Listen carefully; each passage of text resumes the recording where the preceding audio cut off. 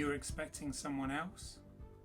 The name's Isles, Keith Isles, and welcome to another edition of Home Media Minefield, helping you with information to navigate the complexities of home cinema and home media entertainment. And for this special bonus episode, I am going to be reviewing Live and Let Die. Only this time, not this version, I'm going to be reviewing the Blu Ray edition, Live and Let Die, Roger Moore's first outing as James Bond in the popular franchise, which I don't have a box for because it's part of the Bond box set.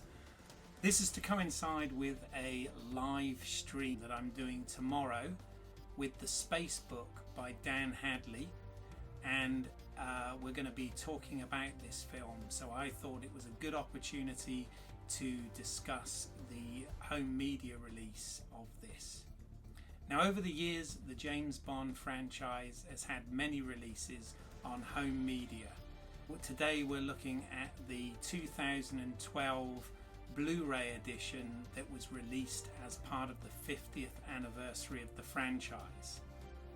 Now, in terms of packaging, they do like to keep changing the artwork on this as well. So, artwork may vary, but this is available as a standalone film and also as part of a box set, both of which are put links to down below as to where you can get them. So far, the only films in the Bond franchise to have been released in 4K UHD are the Daniel Craig films, all of which are available.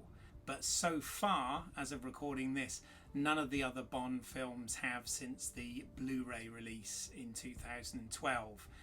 The actual films themselves were of course all shot on 35mm film, so could completely warrant a 4K release at some point. And I know that when they did the extensive remastering of these for the Blu-ray release on the 50th anniversary in 2012, they went to painstaking length and they did do 4K scans of all of the films in the franchise at that point, and these Blu-rays were produced from those 4K scans. So it's only a matter of time, I'm sure, before the entire collection gets re-released yet again. I have no doubt that 4K UHD HDR versions of the franchise will be available as physical media in the near future, as well as I'm sure ending up on a streaming platform in 4K also.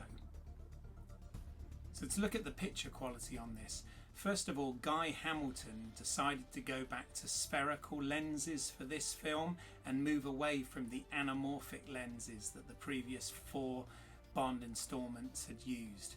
So whereas a lot of the Bond movies, or certainly the last 4, had been in the 2:35:1 aspect ratio, Live and Let Die goes back to the 1:85 aspect ratio for this, and it isn't until 2 films later with The Spy Who Loved Me where they go back to the 2:35:1 aspect ratio for the Bond movies. So it's presented in 1:85 aspect ratio.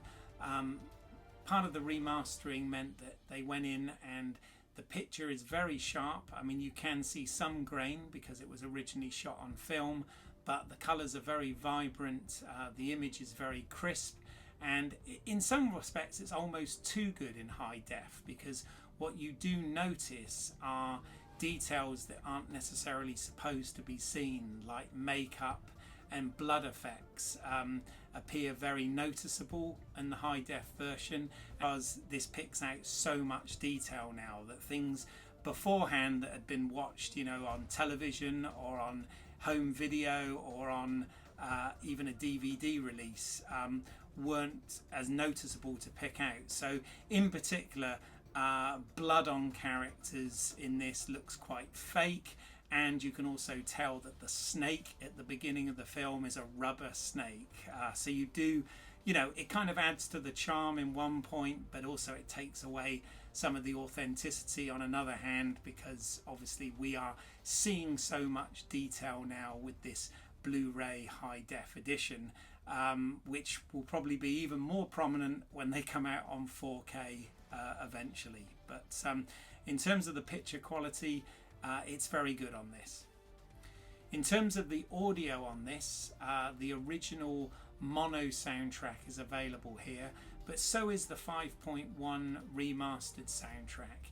And it's fair to say that the remaster on this is quite bizarre in the fact that the music is extremely loud, whereas the dialogue and other sound effects not so prominent. So the wonderful George Martin score on this is very, very loud, whereas some of the audio and the other sound effects are a little bit quieter to hear. So even though you do get more range on the 5.1 mix, obviously in some respects the authentic mono soundtrack from its original release is probably easier to listen to without adjusting the volume up and down. So that's something that I did really notice with this release.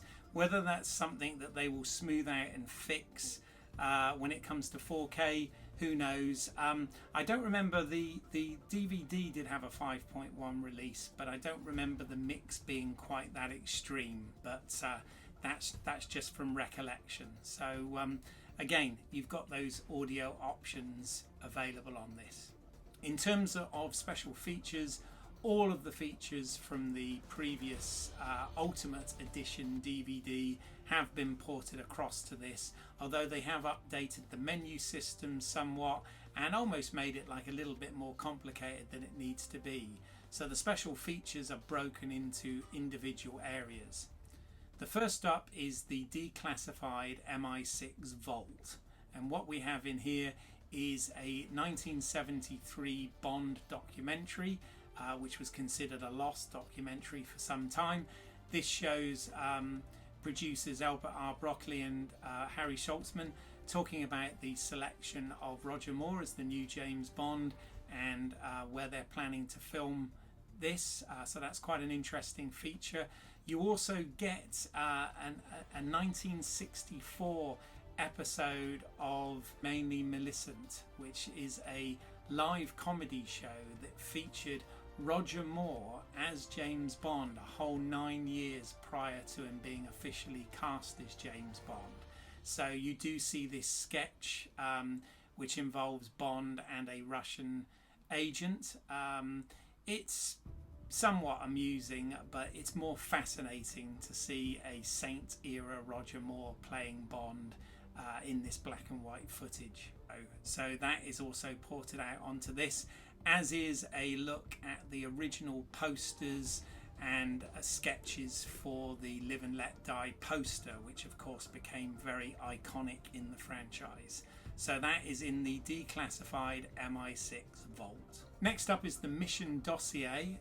This ports the excellent 2001 documentary Inside Live and Let Die, which is narrated by Patrick Macnee, and this goes into a lot of detail about the production, with interviews with cast and crew about selecting a new James Bond, and lots of behind the scenes footage from the boat river chase to the hang gliding sequence, right the way through. So again, a lot of additional information in this excellently produced documentary. And behind the scenes with Roger Moore, hand gliding lessons, which features stuntman Bill Bennett preparing for the hand gliding scenes. So you get that as well included in this, which is rather nice.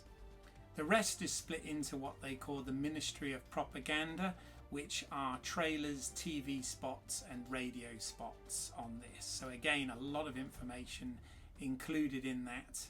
You also get the MI6 commentaries, which are no less than 3 audio commentaries. The first one is moderated by John Cork of the Ian Fleming Foundation, where there are interviews with Guy Hamilton, Jane Seymour, Derek Meddings, amongst others, which is slotted to fit as an audio commentary here.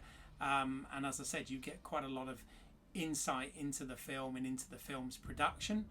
Next up, Sir Roger Moore does a commentary that he recorded. You know, it's always interesting to hear Roger talk. He does talk a lot about his work with UNICEF, but also mentions some behind the scenes stories as well.